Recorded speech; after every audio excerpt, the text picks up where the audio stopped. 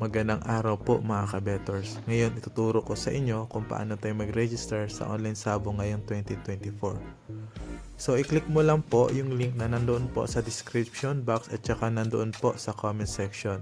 Once na maklik nyo po yun, ito po yung lalabas sa inyo. So i-fill up nyo lang po ang form. I-click mo lang po yung mobile kapag number yung gagamitin sa pag-register at saka click nyo po yung email po kapag email naman po ang gagamitin sa pag-register. So dito po guys, ang gagamitin ko sa pag-register is email po. So lagay mo lang po name, password, confirm password. Kapag na-fill upan nyo na po lahat yan, ay click nyo lang po yung register. So double check nyo po yung email na gagamitin nyo ay active kasi magsisend po tayo ng OTP mamaya for verification po ng account niyo. So click nyo lang po yung register.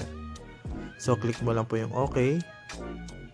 So dito kailangan i-download yung app kasi once na magpalit na tayo ng domain, at least sa app ninyo is ilalagin nyo na lang po direkta yung account ninyo. So hindi na kayo dedirekta pa doon sa site natin. So sa app na lang po. So ganun lang po siya kasimple.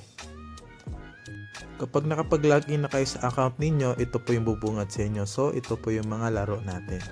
Meron tayong basketball, sabong, pula, asul. So marami tayong pagpipilian dito na laro. So hindi lang po sabong. Tsaka meron din pong shows and special events. So kailangan mo muna nating i-verify yung account natin ha. So click natin tong credit sa baba. Then po, withdraw para ma-verify yung account natin. So click natin tong verify now. So magsisend po siya ng OTP, 6-digit PIN. OTP po doon po sa number or email nyo na ginamit para po ma-verify ang account ninyo.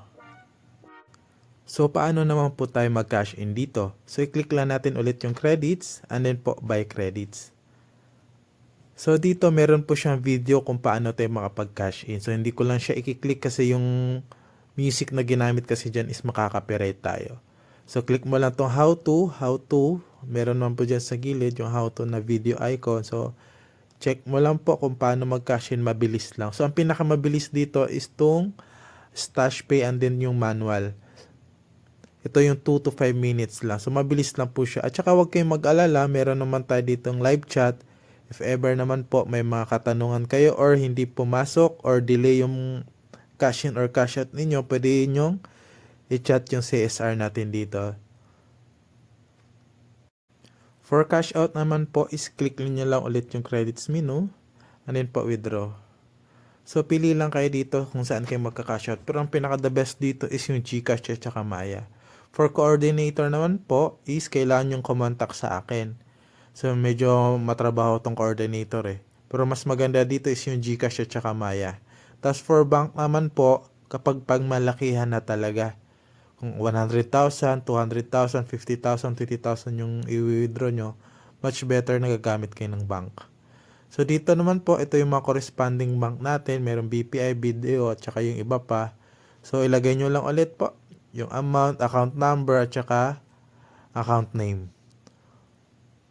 For GCash at saka Maya naman po, paano mag-cash out, lagay nyo lang po yung amount at saka GCash number. Wag nyo na po lagyan ng pangalan dito sa gilid ha. Number nyo lang po ilalagay kasi mag-fail siya kapag lalagay nyo ng pangalan po. Mag-i-error po sa system natin. So, tapos dagdag ko lang dito, yung cash in pala natin is 24 hours po.